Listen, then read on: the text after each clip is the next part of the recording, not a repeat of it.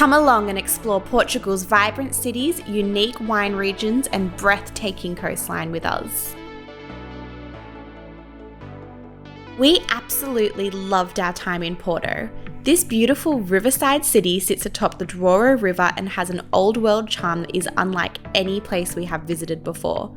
We spent our day here doing a walking tour through the UNESCO Heritage Listed Historic Centre and eating our way through the city.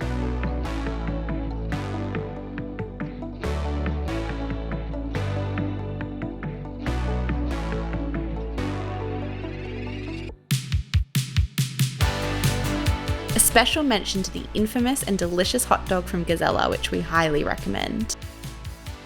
One of the most memorable stops on our tour was the Bento train station, which was the most ornate train station we have ever seen, with beautiful blue murals covering the walls.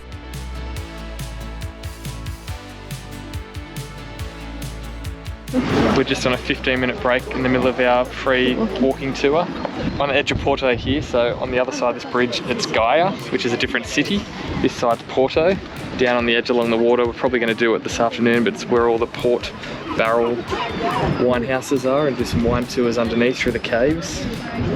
Some restaurants all along the water down here, which we already had a nice cocktail last night, and a cheese platter, which was fantastic. It's a nice sunnier day today though, it's about 23 degrees, so it's a perfect day to walk around and explore the beautiful narrow streets and cobblestone roads of Porto. You definitely can't visit Porto without sampling some actual port. A short and beautiful walk across the Pont Lewis Bridge takes you from the main city to Gaia, where there are an abundance of cellars lined up fronting the Douro River, though we still recommend booking online the day before to secure your spot. We chose Burmester, which is one of the oldest cellars, and enjoyed some delicious sweet wine, with our favourite being this 40-year-old port. It was amazing. Stepping into Livraria Lello was a highlight of our time in Porto. This bookstore is more than 100 years old, and it inspired the Grand Staircase of Hogwarts in the Harry Potter series. We highly recommend buying a priority ticket online, which enables you to jump the queue and is redeemable for a book-in store.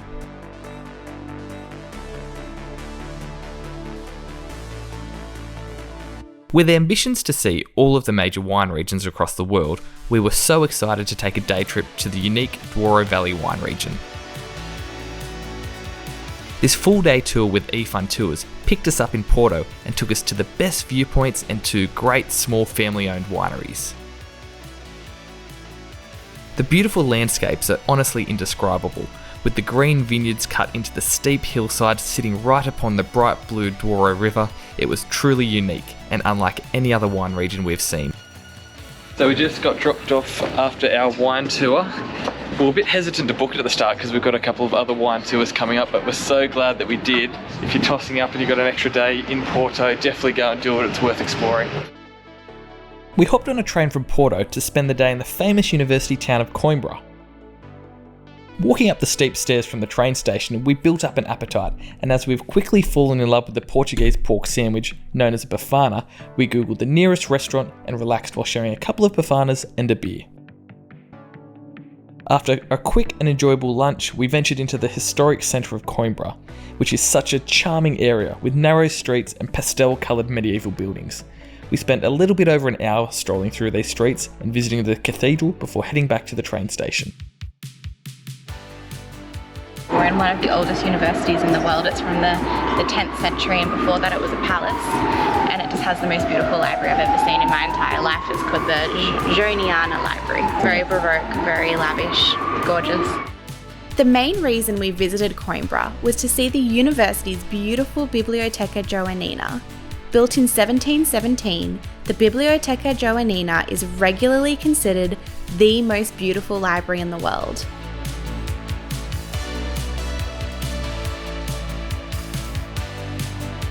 While absolutely loving our time in the cities of Porto and Coimbra, we were excited for a few days of food, cocktails, and relaxing on some sandy beaches. And for those things, there is no better place than the Algarve coast.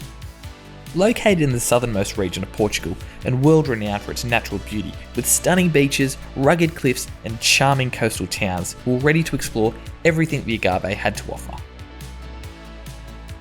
We stayed at the beautiful Villa Vita Parc during our time in the Algarve. This resort was amazing. The resort had its own private beachfront as well as multiple on-site pools, including an adults-only pool which we enjoyed being a kid-free couple. We really enjoyed our stay here. It was the perfect place to rest our feet for a few days. One of the on-site restaurants at Villa Vita Parc was in a Gothic wine cellar located 8 metres below ground called Cave de Vinhos. This restaurant had an incredible wine collection and was such a great experience. You must book ahead though, as they can only seat around 10 guests at a time. Praia da Marinha has to be the most iconic and photographed beaches in all of Portugal, and we were so excited to see it in person.